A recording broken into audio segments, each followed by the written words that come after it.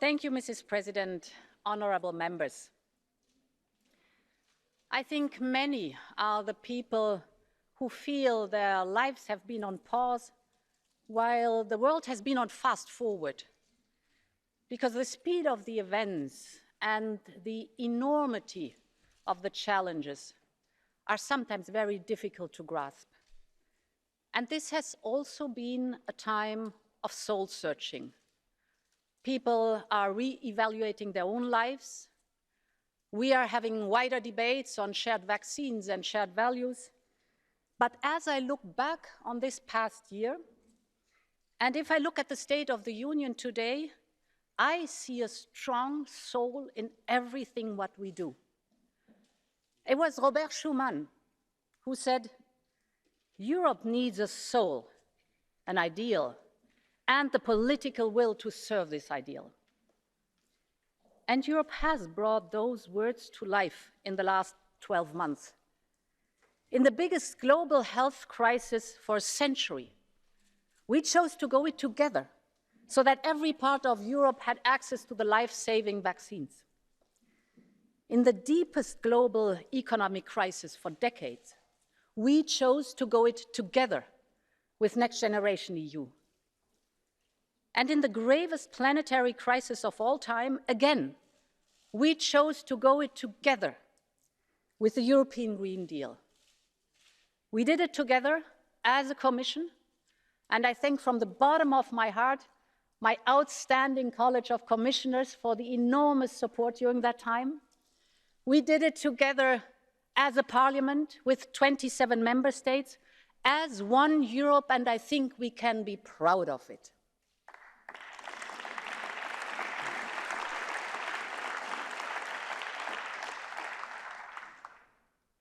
But Corona times are not over, and there is still much grief in our society as the pandemic lingers.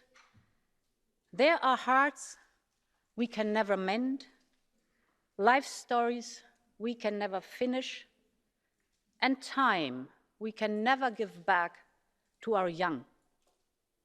We face new and enduring challenges in a world recovering and fracturing unevenly. So there is no question, the next year will be another test of character. But I believe it is when you are tested that your spirit, your soul truly shines through. And as I look across our union, I know that Europe will pass the test. And what gives me that confidence is the inspiration we can draw from Europe's young people. Because our youth put meaning into empathy and solidarity. They believe we have a responsibility towards the planet. And while they are anxious about the future, they are determined to make it better. Our union will be stronger if it is more like our next generation, reflective, determined, and caring, grounded in values and bold in action. And this spirit will be more important than ever over the next 12 months. This is the message in the letter of intent I sent this morning to President Sassoli and Prime Minister Janša to outline our priorities for the year ahead. Honorable members, a year is long in the time of pandemics. When I stood here in front of you 12 months ago, I did not know when or even if we could have a safe and effective vaccine against COVID-19. But today, against all critics, Europe is among the world leaders. More than 70% of our adult population is fully vaccinated.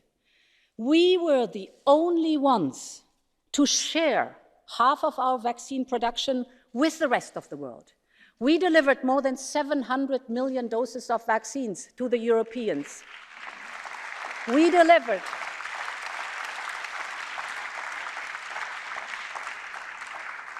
Indeed, we delivered also more than 700 million to the rest of the world, to more than 130 countries. And we are the only region in the world to achieve that. Honorable members, a pandemic is a marathon, it's not a sprint. We followed the science, we delivered to Europe, we delivered to the rest of the world. We did it the right way because we did it the European way, and I think it worked.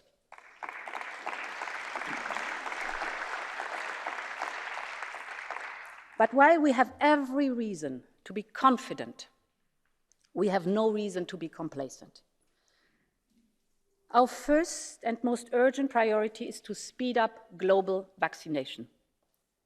With less than 1% of global doses administered in low-income countries, the scale of injustice and the level of urgency is obvious. This is one of the great geopolitical issues in our time. Team Europe is investing €1 billion to ramp up mRNA production capacity with Africa. We have already committed to share 250 million doses of vaccine. I can announce today that the Commission will add a new donation of another 200 million doses until the middle of next year. This is an investment in solidarity, and it is an investment also in global health. The second priority is to continue our efforts here in Europe. We see worrisome divergences between member states what vaccination rates are concerned. So we need to keep up the momentum. And Europe is ready. We have 1.8 billion additional doses secured. This is enough for us and our neighborhood when booster shots are needed. So let's do everything possible that this does not turn into a pandemic of the unvaccinated. And my third point, the final priority, is to strengthen our pandemic preparedness. Last year, I said it was time to build a European health union. Today, we are delivering. With our proposal, we get the HERA authority up and running. This will be a huge asset to deal with future health threats earlier and better. We have the innovation and scientific capacity, we have the private sector knowledge, we have competent national authorities, and now we have to bring all that together, including massive funding. So I am proposing a new health preparedness and resilience mission for the whole of the European Union, and it should be backed up by Team Europe investment of 50 billion by 2027. To make sure that no virus will ever turn a local epidemic again in a global pandemic. There is no better return on investment than that. Honourable members, the work on the European Health Union is a big step forward. And I want to thank this House for your support.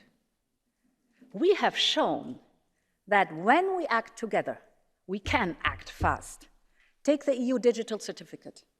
Today, more than 400 million certificates have been generated across Europe.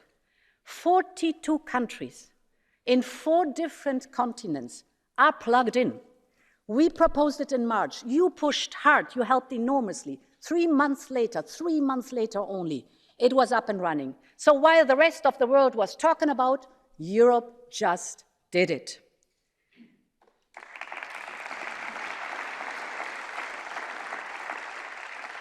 And we did a lot of things right. We moved fast to create SURE. This supported over 31 million workers and 2.5 million companies across Europe. We learned the lessons from the past when we were too divided and too delayed. And the difference is stark. Last time, it took us 8 years for the Eurozone GDP to get back to pre-crisis level. This time, we expect 19 countries to be at pre-pandemic levels this year, with the rest following next. Growth in the euro area outpaced both the US and China in the last quarter. But this is only the beginning, and the lessons from the financial crisis could serve as a cautionary tale. At that time, Europe declared victory too soon, and we paid the price for that. And we will not repeat that mistake. The good news is that with Next Generation EU, we will both invest in short-term recovery and in the long-term prosperity. We will address structural issues in our economy, from labor market reforms in Spain to pension reforms in Slovenia or to tax reforms in Austria, for example. In an unprecedented manner, we will invest in 5G and fiber. But equally important is the investment in digital skills. This is such an important topic. This task needs leaders' attention, and it needs a structured dialogue at top level. We really have to emphasize that and put a strong focus on it. Our response provides a clear direction to market and investors alike. But as we look ahead, we also need to reflect on how the crisis has affected the shape of our economy, from increased debts to uneven impact on different sectors, or new ways of working. And to do that, the Commission will relaunch the discussion on the economic governance review in the coming weeks. The aim is to build a consensus on the way forward well ahead of 2023. Honourable members, we will soon celebrate 30 years of single market. For 30 years, it has been the great enabler of progress and prosperity in Europe. At the outset of the pandemic, we had to defend it against the pressures of erosion and fragmentation. For our recovery, the single market is the driver of good jobs and competitiveness. And that is particularly important in the digital single market. We have made ambitious proposals in the last year, for example, to contain the gatekeeper power of the major platforms, to underpin their democratic responsibilities of those platforms, to foster innovation, to channel the power of artificial intelligence. Digital is the make or break issue. And member states also share that view. For example, if you look at the digital spending in Next Generation EU, and you know we have a 20% target, we will even overshoot that 20% target. That is good. And that reflects the importance of investing in our European tech sovereignty. But allow me to focus on semiconductors for a moment, these tiny chips that make everything work, from smartphones to electric scooters, from trains to entire smart factories. There is no digital without those chips. And while we speak, whole production lines are already working at reduced speed, despite growing demand, because of a shortage of semiconductors. And while global demand has exploded, Europe's share across the entire value chain, from the design or manufacturing capacities, has shrunk. We depend right now on state-of-the-art chips manufactured by Asia. So this is not just a matter of our competitiveness. This is also a matter of tech sovereignty. So let's put all our forces in it to improve this situation. We will present a new European Chips Act. We need to link together our world-class research, design, and testing capacities. We need to coordinate the European level and the national investment along the value chain. And the aim is to jointly create a state-of-the-art European chip ecosystem, including production, that ensures our security of supply and will develop new markets for groundbreaking European tech. And yes, I know this is a daunting task, without any question. It's a big, big goal that I put out there. And I know there are some now that claim it cannot be done. But they have said the same 20 years ago about Galileo. And now look where we are. We got our act together. Today, Europe's satellite provides the navigation system for more than 2 billion smartphones worldwide. So, we did it once. We are world leaders in Galileo now. Let's be bold again, and let's focus all our forces on the semiconductors, and let's go and be a world leader again. This should be our aim.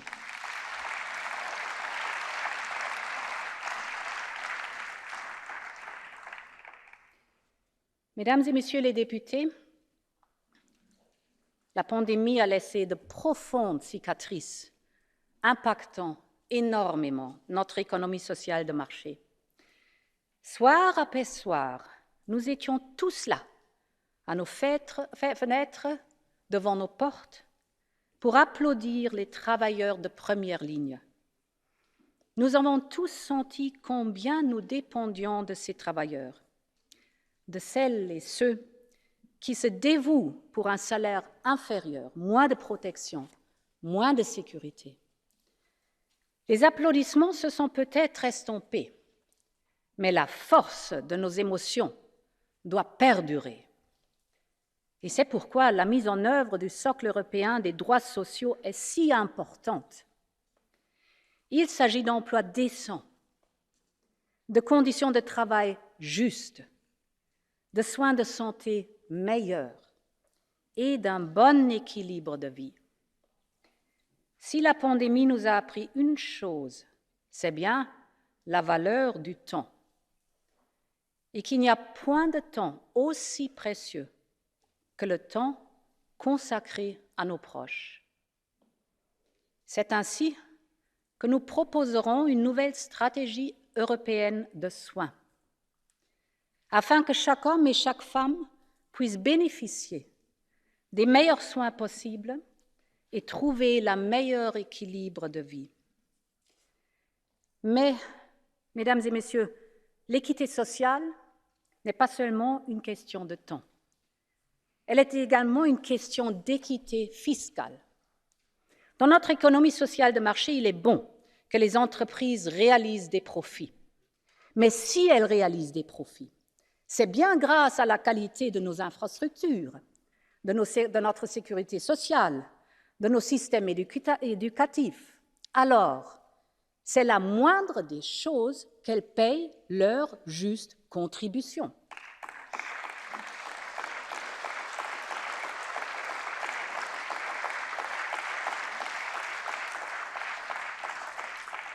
Et c'est pourquoi nous continuerons à lutter contre l'évasion et la fraude fiscale. Nous proposerons un projet de loi ciblant les profits dissimulés derrière des sociétés écrans. Et nous mettrons tout en œuvre pour sceller l'accord mondial historique sur le taux minimal d'impôt sur les sociétés. Payer un juste montant d'impôt n'est pas seulement une question de finances publiques, mais surtout une simple question d'équité. Mesdames et messieurs les députés, nous avons tous profité des fondements de notre économie européenne sociale de marché. Et nous devons faire en sorte que la prochaine génération puisse construire leur avenir. Nous sommes en présence d'une jeune génération hautement éduquée, extrêmement talentueuse et fortement motivée, d'une génération qui a tellement sacrifié pour préserver la sécurité des autres. La jeunesse, c'est normalement le moment de la découverte. On fait de nouvelles expériences, on trouve les amis de vie, on découvre son propre chemin. Mais qu'est-ce qu'on a demandé aux jeunes aujourd'hui? De garder les distances sociales, de rester confinés et de faire l'école à la maison pendant plus d'1 an. Et c'est ainsi que tout ce que nous faisons, du pacte vert à Next Generation EU, vise à protéger leur avenir. C'est aussi pourquoi Next Generation EU doit être financé par des nouvelles ressources propres sur lesquelles nous travaillons.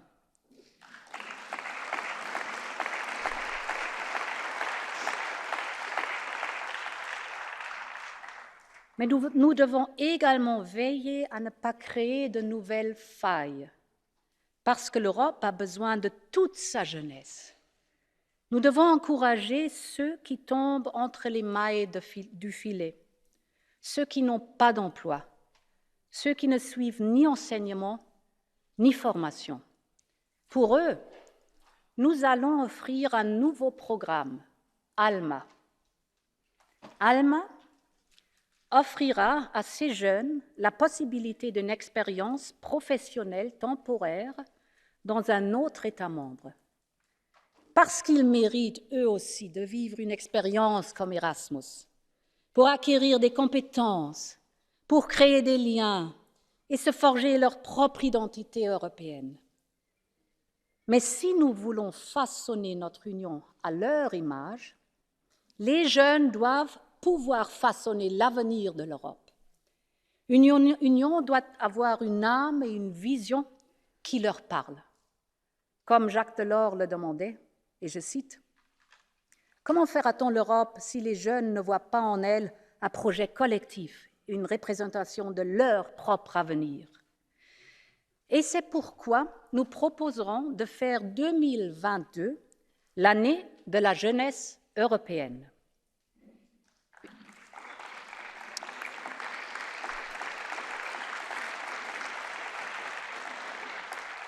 Faisons une année consacrée à valoriser les jeunes qui ont tant consacré aux autres. Et les jeunes doivent mener les débats de la conférence sur l'avenir de l'Europe. C'est leur avenir et ça doit être leur conférence. Et, comme nous l'avons dit au début du mandat, la Commission sera disposée à donner suite aux points qui seront décidés par la conférence.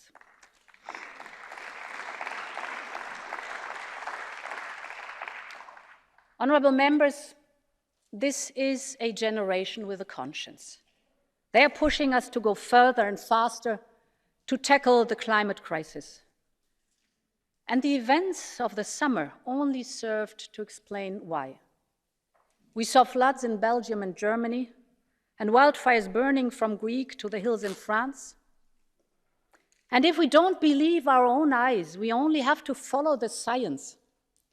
The United Nations recently published an IPCC report, the Intergovernmental Panel on Climate Change. It is the authority on the science of climate change. The report leaves no doubt. Climate change is only man-made. But since it is man-made, we can do something about it. As I heard it say, it's warming, it's us. We're sure it's bad, but we can fix it. And change is already happening. More electric vehicles than diesel cars were registered in Germany in the first half of this year. Poland is now the EU's largest exporter of batteries and electric buses. Or take the new European Bauhaus that led to an explosion of creativity of architects, designers, engineers across our union. And if the European Green Deal has a soul, then it is the new European Bauhaus. So clearly something is on the move. And this is what the European Green Deal is all about. In my speech last year, I announced our target of at least 55% emission reduction by 2030. Since then, we have together turned our climate goals into legal obligations. And we are the first major economy to present comprehensive legislation in order to get it done. You've seen the complexity of the detail, but the goal is simple. We will put a price on pollution. We will clean the energy we use. We will have smarter cars and cleaner airplanes, and we will make sure that higher climate ambition comes with more social ambition, because this must be a fair green transition. And this is why we proposed a new social climate fund to tackle the energy poverty that already 34 million Europeans suffer from. So I count on both Parliament and member states to keep the package and to keep the ambition together. When it comes to climate change and the nature crisis, Europe can do a lot, and it will support others. I am proud to announce today that the European Union will double its external funding for biodiversity, in particular for the most vulnerable countries. But Europe cannot do it alone. The COP26 in Glasgow will be a moment of truth for the global community. Major economies, from the US to Japan, have set ambitions for climate neutrality in 2050 or shortly after. That's good. But they need now to be backed up by concrete plans in time for Glasgow, because current commitments for 2030 will not keep global warming at 1.5 Celsius within reach. Every country has a responsibility. The goals that President Xi has set out for China are encouraging, but we call for that same leadership on setting out how China will get there. The world would be relieved if they showed they could peak emissions by mid-decade and move away from coal at home and abroad. But while every country has a responsibility, major economies like us do have a special duty to the least developed and the most vulnerable countries. The so-called climate finance is essential for them, both for mitigation and adaptation. In Mexico and in Paris, the major economies committed to provide $100 billion a year until 2025 to the least developed and most vulnerable countries. We deliver on our commitments. Team Europe contributes $25 billion a year, but others still leave a gaping hole towards reaching the global target. So closing that gap will increase the chance of success in Glasgow. My message today is that Europe is ready to do more. We will now propose an additional €4 billion for climate finance until 2027. But we expect the United States and our partners to step up too. This is vital because closing the climate finance gap together, the US and the European Union, would be such a strong signal for global climate leadership, and it is time to deliver now. We have no time to wait anymore.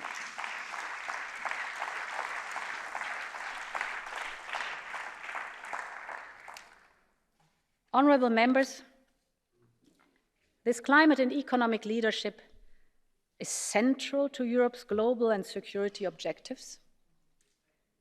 It also reflects a wider shift in world affairs at a time of transition towards a new international order.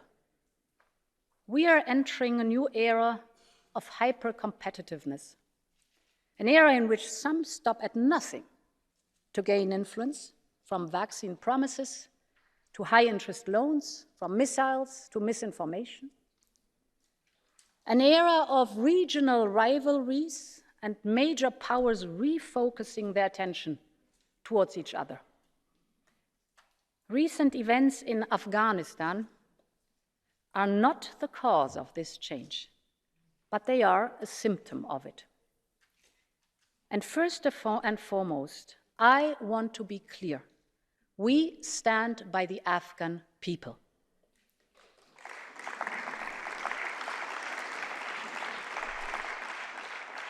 We stand by the Afghan people, the women and children, prosecutors, journalists, and human rights defenders. I think in particular of women judges who are now in hiding from the men they jailed.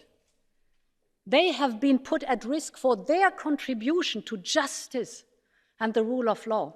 We must support them, and we will coordinate all efforts with member states to bring them to safety. And we must continue supporting all Afghans in the country and in neighboring countries. We must do everything to avert the real risk that is out there of a major famine and a humanitarian disaster.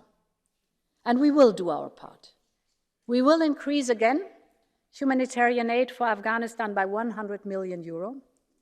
This will be part of a new, wider Afghan support package that we will present in the next weeks to combine all our efforts. Honorable members, witnessing events unfold in Afghanistan was profoundly painful for the families and friends of fallen servicemen and servicewomen.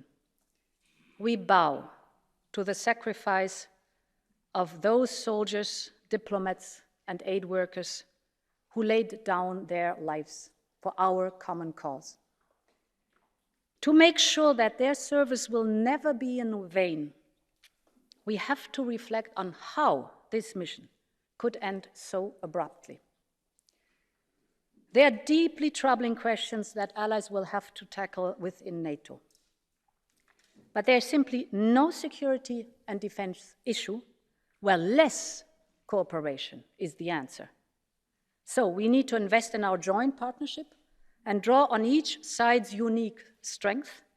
And this is why we are working with Secretary General Jens Stoltenberg on a new EU-NATO joint declaration to be presented before the end of the year. But this is only one part of the equation. Europe can, and clearly should, be able and willing to do more on its own. But if we are to do more, we first need to explain why. I see three broad categories. First, we need to provide stability in our neighborhood and across different regions. We are connected to the world by narrow straits, stormy seas, and vast land borders. And because of that geography, Europe knows better than anyone else that if you don't deal in time with a crisis abroad, this crisis will come to you. Secondly, the nature of the threats we face is evolving rapidly, from hybrid to cyber attacks to the growing arms race in space. We see that disruptive technology has been the great equalizer in the way power can be used today by rogue states and non-state groups. You no longer need an army or missile to cause mass damage.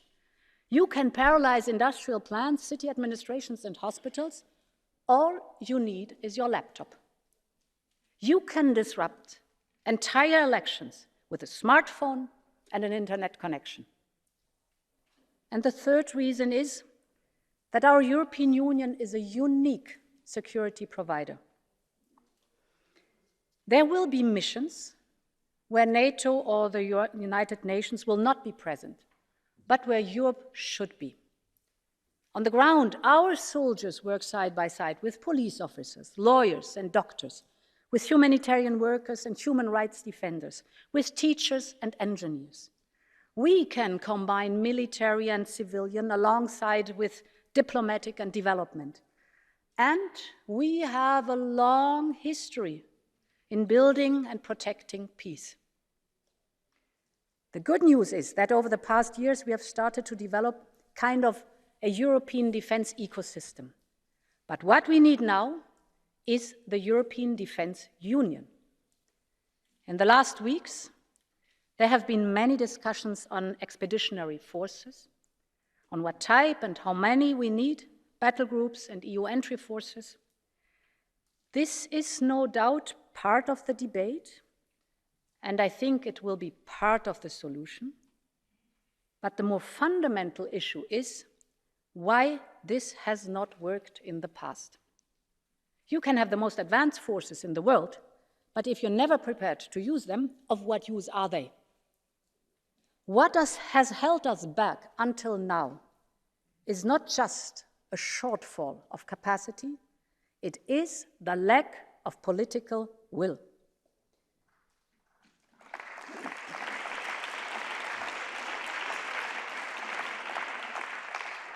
And if we develop this political will, there's a lot that we can do at EU level.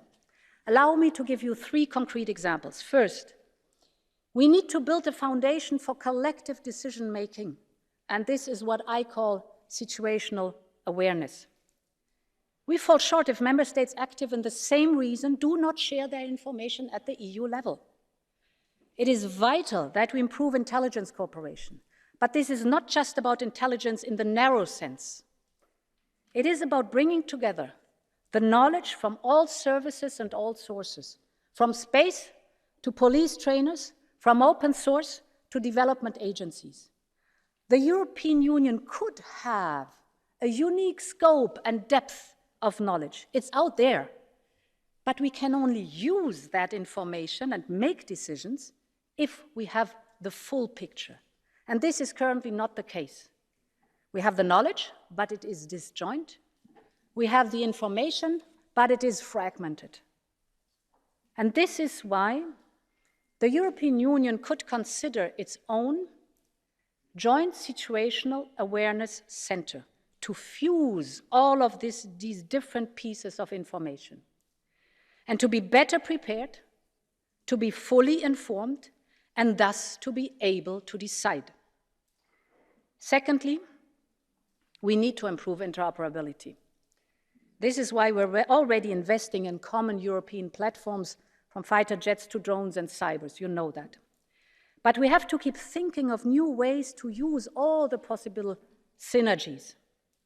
One example could be to consider waiving value-added tax, the VAT, when buying defense equipment developed and produced in Europe. This would not only increase our interoperability, but it would also decrease our dependencies of today. And the third point is, we cannot talk about defense without talking about cyber. If everything is connected, everything can be hacked. And given that resources are scarce, we have to bundle our forces. And we should not just be satisfied to address the cyber threat, but also strive to become a leader in cybersecurity. It should be here in Europe where cyber defense tools are developed. And this is why we need a European cyber defense policy, including legislation on common standards under a new European Cyber Resilience Act. So, we can do a lot at EU level. But member states need to do more too. And this starts with a common assessment of the threats we face and a common approach to dealing with them. The upcoming strategic compass is the key process to this discussion. And we need to decide how we can use all the possibilities that are already in the treaty. And this is why, under the French presidency, President Macron and I will convene a summit on European defense. Honorable members, it is time for Europe to step up to the next level.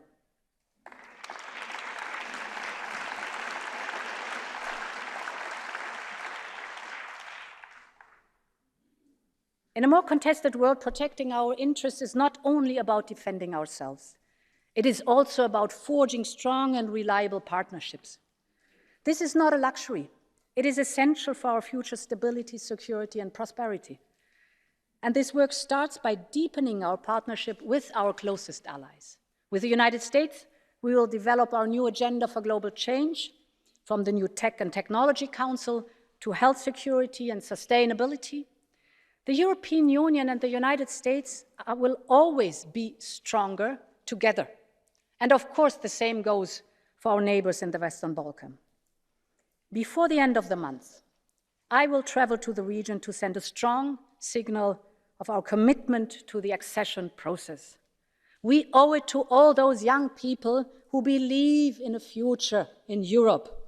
And this is why we're ramping up our support through our new investment and economic plan with around a third of the region's GDP. Because, honorable members, investment in the future of the Western Balkans is an investment in the future of the European Union.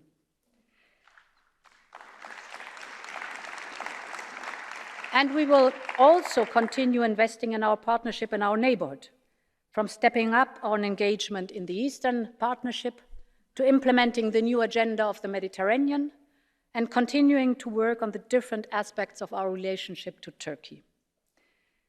Honourable members, if Europe is to become a more global player, it also needs to focus on the next generation of partnerships. In this spirit, today's new EU Indo-Pacific Strategy is a milestone.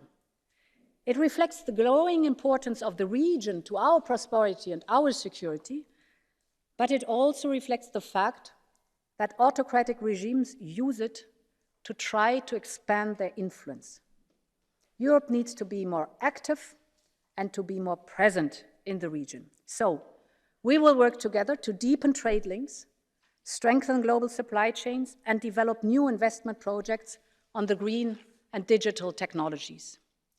This is a template for how Europe can redesign its model to connect the world. We're pretty good at financing roads, but it does not make any sense for Europe if we build a perfect road between a copper that is Chinese copper mine that is Chinese-owned and a harbor that is Chinese-owned. So we have to get smarter when it comes to these kind of investment. And this is why we will soon present our new connectivity strategy called Global Gateway. We will build global gateway partnerships with countries around the world. We want investment in quality infrastructure, connecting people, goods and services around the world. We will take a values-based approach, offering transparency and good governance to our partners. We want to create links and not dependencies. And we know that this can work. Since the summer, the new underwater fiber optic cable has connected Brazil to Portugal. We will invest with Africa to create a market for green hydrogen that connects the two shores of the Mediterranean. We need a team global approach to make Global Gateway happen.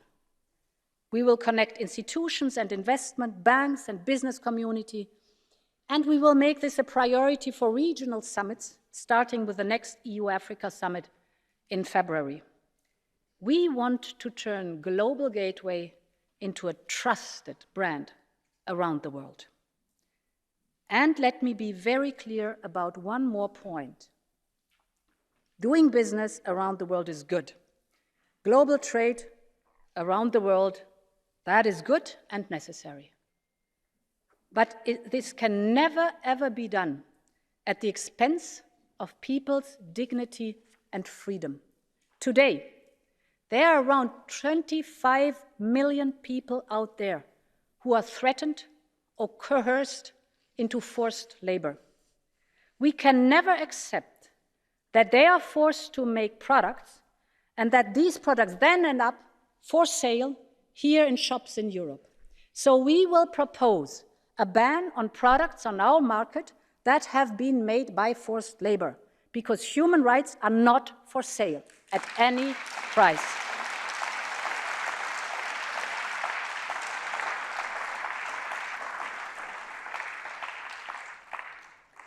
And, honourable members, human beings are not bargaining chips. Look at what happened at our borders with Belarus. The regime in Minsk has instrumentalized human beings. They have put people on planes and literally pushed them towards Europe's border. This can never be tolerated. And the quick European reaction shows that. And rest assured, we will continue to stand together with Lithuania, Latvia, and Poland, and let's call it what it is. It is a hybrid attack to destabilize Europe. We'll never tolerate that.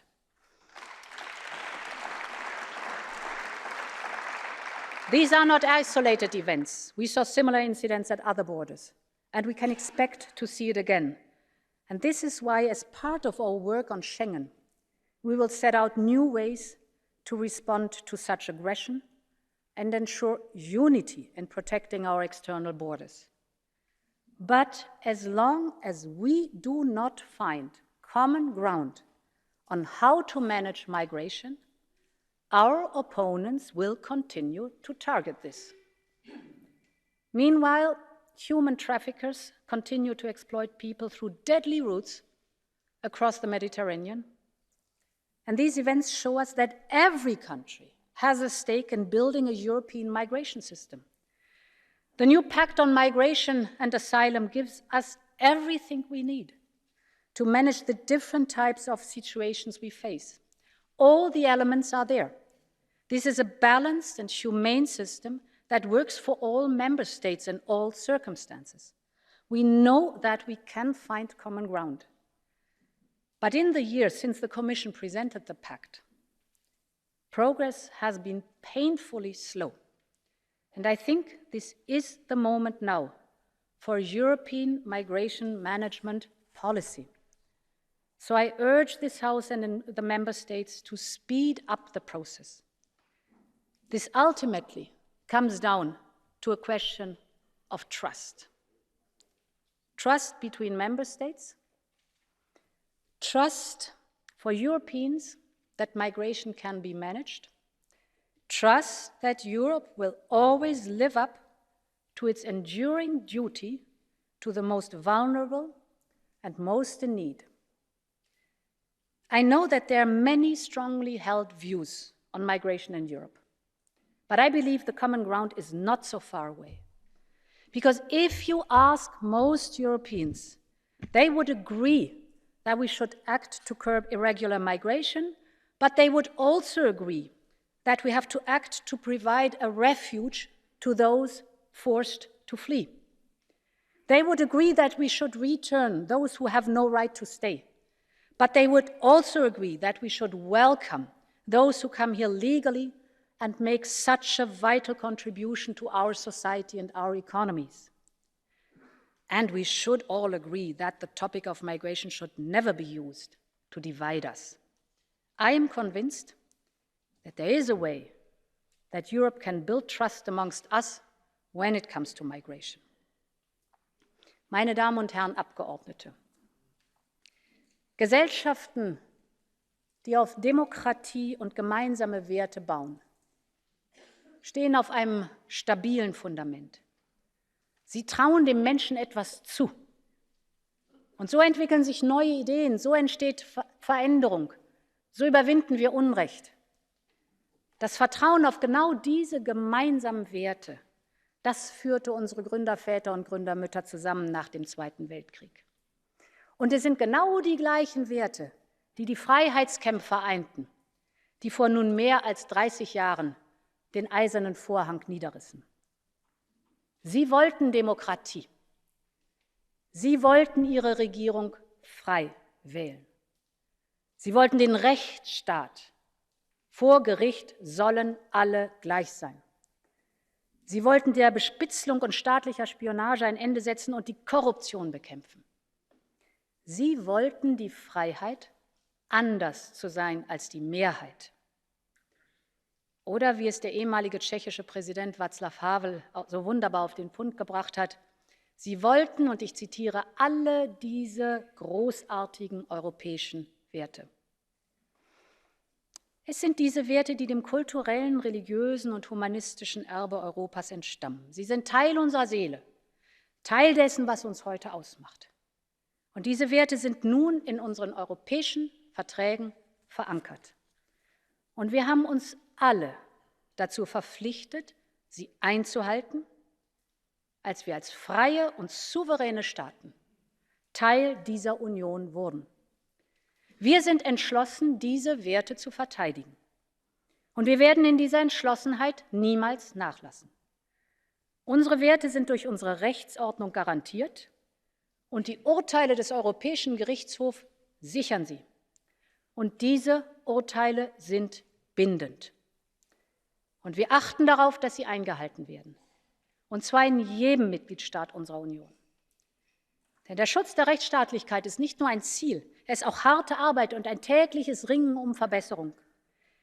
Unsere Berichte zur Rechtsstaatlichkeit sind durch die Reformen ein Teil dieses Prozesses. Ein positives Beispiel dafür sind jetzt die Justizreformen in Malta oder die Korruptionsuntersuchungen in der Slowakei. Und ab 2022 werden diese Berichte zur Rechtsstaatlichkeit zusätzlich konkrete Empfehlungen an die Mitgliedstaaten enthalten. Trotzdem gibt es in einigen Mitgliedstaaten besorgniserregende Entwicklungen. Und hier ist mir eines wichtig. Am Anfang steht immer der Dialog. Aber der Dialog ist kein Selbstzweck. Er muss auch zu einem Ziel führen. Und deshalb verfolgen wir den dualen Ansatz aus Dialog und entschlossenem Handeln. Und genau das haben wir letzte Woche getan. Und das werden wir auch weiterhin tun. Denn das Recht auf eine unabhängige Justiz, das Recht vor dem Gesetz gleich behandelt zu werden, auf diese Rechte müssen sich Menschen verlassen können, und zwar überall in Europa und unabhängig davon, ob sie einer Mehrheit angehören oder einer Minderheit angehören. Das ist die Seele unseres Europas und die müssen wir verteidigen.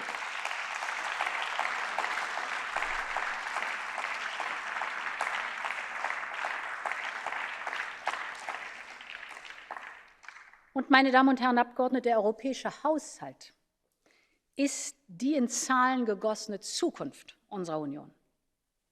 Und deshalb muss auch er geschützt werden. Wir müssen dafür sorgen, dass jeder Euro und jeder Cent seinem Zweck zugutekommt und nach rechtsstaatlichen Grundsätzen ausgegeben wird. Investitionen, die unseren Kindern in Zukunft zugutekommen werden, dürfen nicht in finsteren Kanälen verschwinden. Korruption bedeutet nicht nur der Diebstahl am Steuerzahler. Korruption bedeutet nicht nur, dass Investoren abgeschreckt werden. Korruption führt dazu, dass großes Geld sich große und kleine Gefälligkeiten kaufen kann und dass die Mächtigen demokratische Regeln aushebeln können. Und wenn es um den Schutz unseres Budgets geht, werden wir jeden Fall verfolgen, mit allem, was in unserer Macht steht, und in Kürze damit beginnen. Meine Damen und Herren Abgeordnete, wenn wir unsere Werte verteidigen, dann verteidigen wir auch die Freiheit. Die Freiheit zu sein, wer man ist. Die Freiheit zu sagen, was einem durch den Kopf geht. Die Freiheit zu lieben, wen man will. Freiheit bedeutet aber auch die Freiheit von Angst. Während der Pandemie wurden zu viele Frauen dieser Freiheit beraubt. Es muss eine besonders schreckliche Zeit für diejenigen gewesen sein, die sich nirgendwo verstecken konnten, die nirgendwo vor ihren Peinigern fliehen konnten. Wir müssen Licht in dieses Dunkel bringen. Wir müssen Wege aus dem Schmerz aufzeigen. Ihre Peiniger müssen vor Gericht gestellt werden. Und diese Frauen müssen wieder frei und selbstbestimmt leben können. Wir werden deshalb bis Ende des Jahres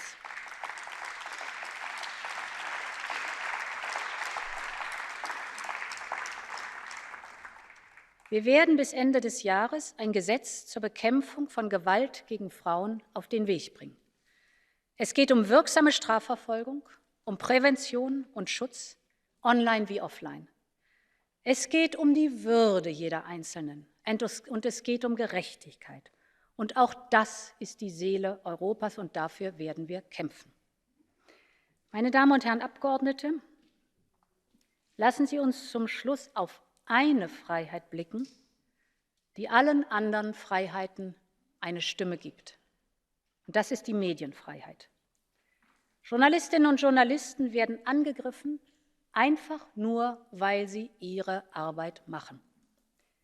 Einige werden bedroht und verprügelt, andere tragischerweise ermordet.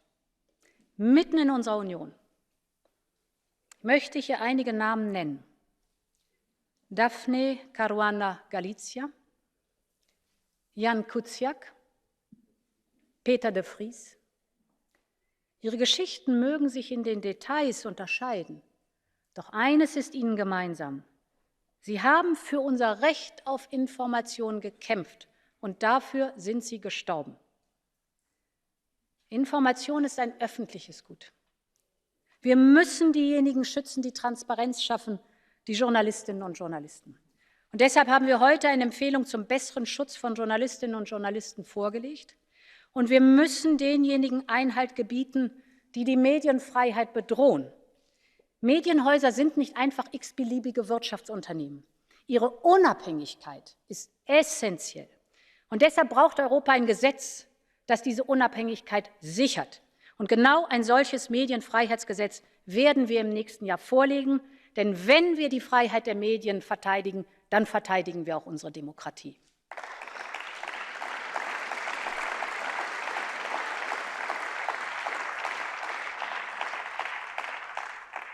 Honourable members, strengthening Schumann's European ideal that I invoked earlier is a continuous work. And we should not hide away from our inconsistencies and imperfections. But imperfect as we might be, our union is both beautifully unique and uniquely beautiful. It is a union where we strengthen our individual liberty through the strength of our community. A union shaped as much by our shared history and values as by our different cultures and perspectives. It is a union with a soul. Trying to find the right words to capture the essence of this feeling is not easy. But it is easier when you borrow them from someone who inspires you. And this is why I have invited a guest of honor to be with us today. Many of you might know her, a gold medalist from Italy who captured my heart this summer. But what you might not know is that only in April, she was told her life was in peril. She went through surgery. She fought back. She recovered. And only 119 days after she left the hospital, she won Paralympic gold. Honorable members, please join me in welcoming Bebe Vio. Please stand up.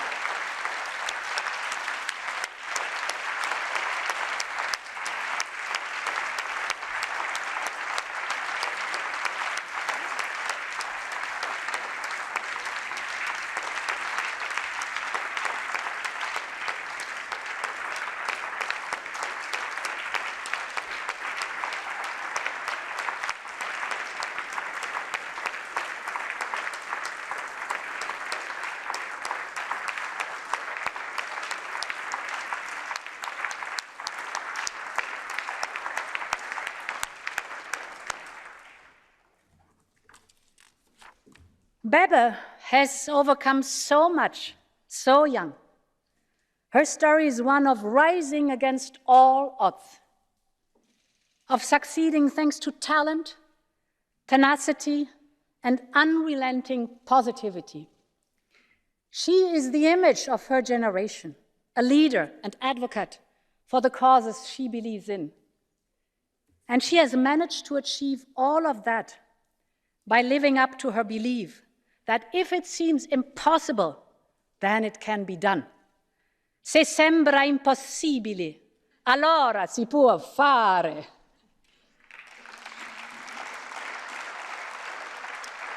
And this was the spirit of our European founders, and this is the spirit of Europe's next generation.